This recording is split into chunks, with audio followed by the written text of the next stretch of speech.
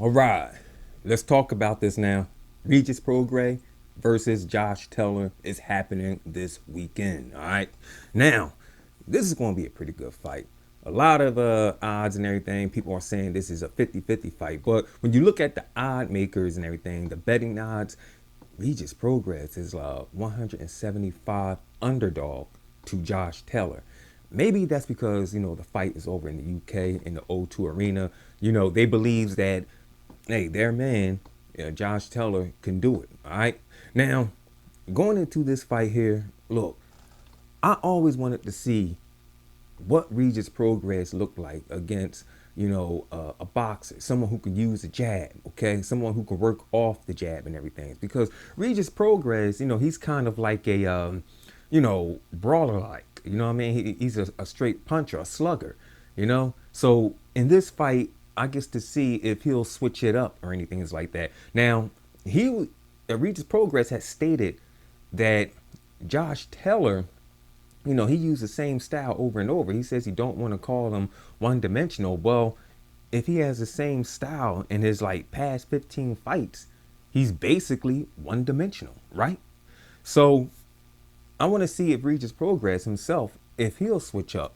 You know what I mean? Now I want to see how he deals with diversity. Now I'm not talking about the size and everything because if you know, like I know, Regis Progress has fought men taller than him. Let's not forget he did fight Ndongo. Okay, I think Ndongo stands like what 5'10", 5'11", somewhere around that. He's about the same size as Josh Taylor. Okay, but man, this be a pretty good fight. If Regis Progress, if he does outboxes Josh Taylor and outperform him, I hope they give him the nod. Okay, well usually it is like that over there in the UK. I mean, let's not forget when Earl Spence was against Kell Brook. Earl Spence, he started picking up in the later rounds, and the judges was giving Earl Spence those rounds. In fact, they had him up, before the fight was stopped and whatnot.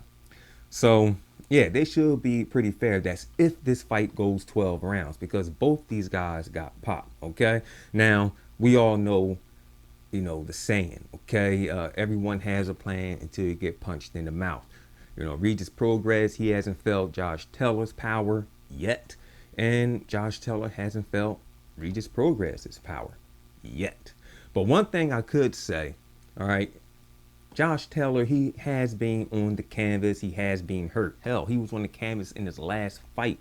All right, a fight that he got up off the canvas and still won. All right, but with Regis Progress, his power, he hits just a bit harder than Ivan Baranchenko. That was Josh Taylor's last opponent. Okay, so if he goes down on this canvas, against Regis Progress, I'm pretty sure Regis will try to put him down again. All right, so I'm kind of leaning towards Regis Progress in this. I really don't make that many predictions in fights and whatnot. If the fight is like 50-50 or up in the air, I'm not going to say anything. But from the way it looks, I'm kind of leaning towards Regis Progress. Josh Taylor, he has been hurt, he has been down. I understand styles makes fights, but let's not forget Ivan Baranchenko and Regis Progress, they're kind of similar, right? Their styles, brawling styles, it's kind of similar. And Ivan Baranchenko, that's what he was doing with Josh Taylor. He was kind of brawling him, okay? Really wasn't boxing him, right? So yeah, can't wait to Saturday and everything. I don't know who y'all got. Okay, who knows? Know mostly Americans.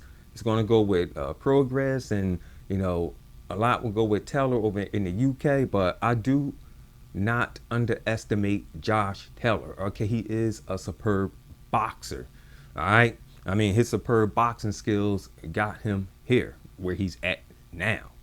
So that's it for me, and that's all I got on this one. CMD Boxing Reports, and I'll catch you on the next one.